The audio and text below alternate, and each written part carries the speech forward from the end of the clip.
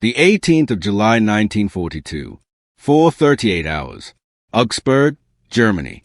The runway is barely visible in the half-light before dawn. Thin mist hugs the concrete, clinging to boots, to steel, to the breath of the men standing silently along the edge. Somewhere in the distance, a bird startles. No one speaks. A single aircraft waits at the far end of the strip. Its shape is wrong. Too sleek. Too clean. Its wings are straight, almost defiant, and beneath them hang two unfamiliar nacelles, smooth, swollen, breathing quietly like restrained animals. There is no propeller, no blur of spinning blades, just stillness. Then a sound begins. Not the familiar cough of a piston engine, not the rhythmic thunder of a Daimler-Benz warming up. This is something else. A rising whine. Metallic, alien. It cuts through the morning air like a blade drawn slowly from its sheath. Engineers exchange glances. One man unconsciously steps back. Inside the cockpit, Flood Captain Fritz Wendell tightens his gloves. His hands are steady, but his pulse is not. Years of test flying have taught him when something is different, when the margin between history and disaster narrows to a few meters of concrete. He pushes the throttles forward. The response is not immediate. For a terrifying second, nothing happens. Then the engines answer, not with violence, but with inevitability. The aircraft begins to move. Slowly at first. Too slowly. Wendell's eyes flick to the end of the runway. Distance collapses. Faster. The whine becomes a scream. Acceleration presses him into the seat in a way no piston aircraft ever has. The end of the runway rushes toward him, concrete markers flashing past. For an instant, it feels like a mistake. Like hubris. Then the aircraft lifts. Not a leap, a glide. Effortless. The wheels leave the ground, and the world drops away. On the ground, engineers stare upward, mouths slightly open, as the aircraft climbs, not clawing for altitude, but sliding into it, smooth and confident, as if gravity itself has been negotiated with. This is a Messerschmitt Me 262, and in this moment, Germany has just flown into the future. The aircraft banks left, engine singing, and Wendell feels it immediately. The speed. At low altitude, without strain, the airspeed needle surges past anything he has ever seen. The controls are light, responsive, alive. There is no vibration, no protest. You can almost imagine what it would feel like to be hunted by this machine. Above Augsburg, the jet climbs higher, faster. It does not roar like a predator. It hums, purpose-built, unconcerned. Back on the ground, Willie Messerschmitt watches through binoculars, jaw clenched. He has waited years for this. Years of arguments, compromises, engine failures, shortages. Years of pushing an idea no one fully trusted. Jet propulsion, a concept whispered about in laboratories, dismissed in meetings, starved of resources while war demanded immediate results. Yet here it is, carving a clean arc through the sky. For a brief, dangerous moment, the implications are overwhelming. This aircraft is untouchable. No Allied fighter can catch it. No bomber can outrun it. With cannons mounted in its nose, it could tear through formations in seconds, strike, vanish. A new kind of air war, one-sided, merciless. The engineers know it. Messerschmitt knows it. Somewhere deep down, the WWII knows it too. But knowledge does not equal power. As the Me 262 levels off and pushes even faster, unseen forces are already closing in, not from the sky, but from Berlin. From conference rooms thick with smoke and certainty. From a man who sees war not as physics or production, but as vision and will. The aircraft returns to base less than an hour later. Touchdown is smooth. Applause breaks out, restrained, cautious, but real. Wendell climbs from the cockpit, face flushed, eyes bright. "It flies," he says simply. That should have been enough. But in the Third Reich, nothing exists in isolation, not even the future. Within days, reports move up the chain. Performance figures, speed estimates, armament potential. Somewhere along the way, the aircraft stops being a fighter and becomes an idea, one that can be reshaped, reproposed, bent to fit a single man's imagination. In Berlin, Adolf Hitler studies photographs of the jet. He does not ask how many enemy fighters it can destroy. He asks a different question. Can it carry bombs? The room goes quiet. Generals exchange looks. Engineers hesitate. This is not what the aircraft was designed for. Its speed, its fragile engines, its limited fuel, all optimized for interception, not payload. To burden it with bombs would change everything. But the decision is already forming. Hitler does not want a defender. He wants a symbol, a weapon of retaliation, a miracle that can strike cities, turn the tide, shock the enemy into submission. A blitz bomber. From that moment on, the Me-262 is no longer just an aircraft. It is a battleground between engineers and ideologues, between physics and fantasy, between what is and what one man wants it to be. And as a jet sits on the tarmac at Augsburg, cooling metal ticking softly in the morning air, the future waits, engine silent, fate undecided, not knowing that it is about to be delayed, twisted, and slowly destroyed. The 26th of May 1943, 11:17 hours, Berghof, Obersalzberg. Sunlight pours through tall alpine windows, spilling across polished floors and long wooden tables. From this height, the world looks controlled, orderly, almost obedient. Pine trees sway gently below the terrace, untouched by flak or fire. Inside, maps cover the walls. Red pins press deep into felt. Stalingrad, Kursk, Hamburg. Each pin marks lost disguise's position, reality softened by distance. At the head of the room stands Adolf Hitler. In his hands are photographs of the Me-262. He studies them in silence. The clean lines, the engines, the wings that do not belong to this decade. For a long moment, no one speaks. The men seated around the table, Luftwaffe generals, engineers, production chiefs, wait perfectly still. This aircraft is salvation. They know it. The bomber streams over Germany grow thicker by the month. Allied formations cross the Reich almost unchallenged, escorted deeper and longer than anyone believed possible. Experienced pilots are dying faster than replacements can be trained. Airfields burn. Factories vanish overnight. What Germany needs, desperately, is an interceptor, a hunter. The Me-262 could be that hunter. Hitler lowers the photographs. He does not ask about speed. He does not ask about climb rate. He does not ask how many bombers it can destroy. He looks up. Where are the bombs? The question lands heavily. An engineer clears his throat. Carefully, respectfully, he explains that the aircraft was designed as a Jagdflugzeug, a fighter, that its engines are fragile, that jet propulsion is unforgiving. Every kilogram matters. Every structural change ripples through performance. To add bombs would reduce speed, increase takeoff distance, strain engines already pushed to their limits. Hitler listens, then dismisses it. The enemy is bombing our cities, he says flatly. They must feel fear, shock, retaliation. He taps the photograph. This aircraft will do that. A Luftwaffe general tries again. He points to the maps, to the bomber routes, to the growing red tide creeping across German airspace. Fighters defend, he argues. Interceptors decide whether bombers reach their targets at all. Hitler's expression hardens. No, he says. Fighters defend. Bombers decide. It is not a discussion. It is a decree. The Me-262 will be modified to carry bombs. It will strike cities, ports, symbols.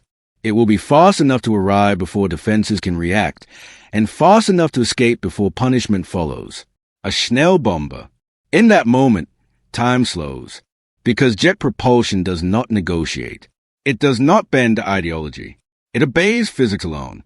Weight destroys speed. Complexity kills reliability. What makes a Me-262 revolutionary as a fighter makes it fragile as a bomber. But no one challenges him further. They have learned what happens to those who do. Orders follow swiftly. Design teams are redirected. Production schedules rewritten. Hard points are added beneath the nose. Weight increases. Balance shifts. Testing timelines stretch. Weeks become months. Then more months. Engines fail during trials. Nose wheels collapse under heavier loads. Pilots die, not in combat, but during testing. Each accident quietly erases experience Germany cannot afford to lose.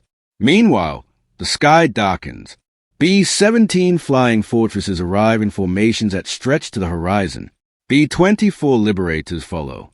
P-47s, then P-51 Mustangs escort them deeper into the rye, staying longer, hunting freely. The air war is being lost while the future sits unfinished in hangars. Inside Messerschmitt's offices, the mood turns poisonous. Engineers argue openly now. Test pilots complain. They know the truth. Every week loss is a crime. Every delay hands the Allies another advantage. Willie Messerschmitt writes memoranda, requests meetings, tries to explain that the jet's true power lies in interception, that it could slaughter bombers it will have allowed to fly as designed. Some messages reach Berlin. Most are ignored.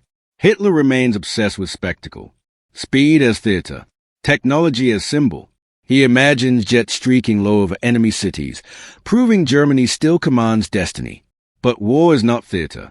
By early 1944, the Me-262 finally enters limited service, not as a fighter it should have been, but as a compromised hybrid. Pilots train on a machine that demands perfection while offering none in return. The engines flame out if mishandled. Takeoffs are treacherous. Landings worse. And yet, when flown clean, without bombs, something extraordinary happens. The jet works, and that makes a mistake impossible to hide any longer. Because the Me-262 has answered the question no one in Berlin wanted to ask. It was never meant to decide the war by bombing cities. It was meant to stop the war from reaching them at all. And now, it may be too late. The 18th of August 1944, 14:02 hours, near Leipzig, Germany. At 25,000 feet, the air feels thin and ordinary. A box formation of B-17 flying fortresses moves steadily across the sky, engines droning in a rhythm so familiar it has become background noise. Silver wings glint in the sun. Vapor trails carve pale scars through blue. Inside one bomber, a waist gunner wipes sweat from his eyes and scans the empty air, bored by the sameness of it all. They have done this before. Dozens of times. Flak will come. Fighters will come. They always do. And they will fight, bleed, limp home, or watch someone else fall. Routine has dulled the edge of fear. Then the radio crackles. Unidentified contacts. Fast, too fast. Before anyone can respond, something passes a formation. Not diving, not turning, passing. A gray shape flashes by the lead bomber so quickly the eye barely registers it. No propeller blare, no warning. Just a violent jolt as cannon shells tear through aluminum. The fortress shudders. A wing peels away. The aircraft drops, silent at first, then screaming. The gunner never fires. Another flash. Another bomber disappears from formation. Panic spreads instantly. Turrets swing wildly. Gunners fire at empty sky. The closing speed is impossible. By the time a target is seen, it is already gone, climbing away, untouched. This is not a dogfight. This is execution. Above them, a Me-262 pulls into a climb. Throttles ease back to protect fragile engines. The pilot's movements are delicate. Jet propulsion does not forgive violence. Treated gently, it is unstoppable. He glances behind him. Nothing follows. The escorts, Mustangs and Thunderbolts, are still turning, still accelerating, still trying to understand what just happened. They are fast aircraft by every standard they know. Against this, they are statues. For the first time, Allied aircrews face an enemy they cannot fight on equal terms. When the surviving bombers land hours later, debriefing rooms buzz with disbelief. Speeds are estimated wildly. Some claim the attackers were rockets. Others swear the aircraft were experimental, impossible. Then the film is developed. Blurry images show twin engines beneath straight wings. No propellers. Jets. The Allies believe.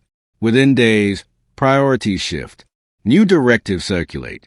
Jet airfields are marked. Patrols reassigned. Pilots instructed to wait. Not for combat at altitude, but for moments of vulnerability. Because the Me-262 has a paradox. Untouchable at speed. Exposed when slow. Its engines, miracles built from inferior alloys, respond sluggishly. Takeoffs are long. Landings longer. When low on fuel, the jet cannot accelerate quickly enough to escape. The Allies learned this fast. They stopped chasing jets in the sky. They wait near airfields instead. Patient, methodical, watching for returns. Every victory in the air is paid for on the ground. Still, when the Me-262 gets through, when it intercepts cleanly, the results are devastating. Entire formations scatter, morale cracks, losses spike in isolated moments. The aircraft works, but there are never enough of them. Factories are bombed, dispersed, rebuilt, bombed again. Fuel shortages ground squadrons. Training is rushed. Pilots transition from piston fighters to jets in weeks, sometimes days, and doctrine remains chaos. Some units are ordered to bomb, others to intercept. Permissions are delayed. Time is wasted. By autumn 1944, Germany bleeds on every front. Normandy burns. The East collapses. Synthetic fuel plants vanish under fire. Jet fuel becomes precious. Jets sit idle, lined up like ghosts of a future that arrived too late. And yet, even now, the Me-262 terrifies its enemies. Allied commanders know the truth. If this aircraft had appeared in numbers a year earlier, the air war would have looked very different. Decisions delayed. Offensive slowed. Time bought. But history does not reward potential. It rewards timing. And Germany has run out of it. As winter approaches and the sky grows heavier, the Me-262 continues to prove what it could do, while the world around it collapses too fast care. The future has finally fought, and it may have arrived just in time to be irrelevant. The 8th of May 1945, 23:01 hours. Europe. The guns fall silent, not with triumph, not with celebration, but with exhaustion. Across a continent carved apart by engines, artillery, and ambition, the war ends a way it has been fought unevenly. Some cities still smolder. Others sit in darkness, listening to radios crackle with surrender. Men stare into empty space, trying to remember who they were before history accelerated past them. In a hangar somewhere in southern Germany, a Me-262 stands alone. Its canopy is open. Its engines are cold. Dust gathers where heat once lived. No mechanics around it. No officers argue over its purpose. No pilots wait for orders that never come. The aircraft that once bent the sky to at will is reduced to stillness, just another machine, paused between what it was meant to be and what it became. This is how revolutions end when they arrive too early. The jet does not explode. It is not shot down. It is simply left behind, and that may be the most honest ending of all. Because the story of the Me-262 was never really about speed. It was about control, about who gets to decide what the future is for, and what happens when those decisions are wrong. Germany did not lose the jet age because it lacked engineers. It did not lack courage. It did not lack imagination. It lost because power refused to listen. The Me-262 proved something dangerous and undeniable. Technology can outrun doctrine, but it cannot survive it. Innovation, when bent to ego, becomes brittle. The future is not conquered. It must be understood. In the final weeks of the war, Allied troops overrun airfields like Lechfeld. They find jets abandoned in hangars, some intact, some half disassembled, some still carrying bomb racks, physical evidence of a year Germany never had. American and British engineers walk slowly around the aircraft. They touch the metal, study the engines, trace the wings with their eyes. They understand immediately. This machine changes everything. Not for Germany, for whoever comes next. Within months, captured Me-262s are shipped across oceans. Test pilots climb into cockpits labeled in German. Engines spool up again, not in desperation, but in curiosity. The verdict is swift and unanimous. Flawed, but revolutionary. The metallurgy can be improved. The engines can be refined. The doctrine can be corrected. Jet propulsion is not a weapon. It is a transition. Across the Atlantic, programs accelerate. In Britain, in the United States, in the Soviet Union, each nation absorbs a lesson Germany paid for in blood and time. Within 5 years, piston engines are obsolete. The sky changes forever. And somewhere in all of that progress, the Me-262 becomes a ghost, referenced, studied, surpassed, but never forgotten. It is the aircraft that arrived too early for the people who built it, and just in time for everyone else. In Germany, the ruins are cleared. Airfields become farmland. Hangars collapse or repurpose. Few civilians ever see the jets that might have rewritten their fate. History moves on, but the shadow remains. Because every time a jet screams down a runway, every time speed outpaces instinct, the lineage traces back to a misty morning in Augsburg, when a future lifted off and the present did not know what to do with it. That is the final cruelty. Germany's greatest technological leap did not fail in the sky. It failed in rooms without windows, rooms filled with certainty, with ego, with decisions immune to consequence. The Me-262 did everything asked of it in the air. The men who controlled it did not. And that is why, when the world entered the jet age, Germany was no longer invited to lead it. The future had already moved on, leaving behind a lesson written at 800 kilometers per hour. Germany built the future of air combat, then gave it the wrong job.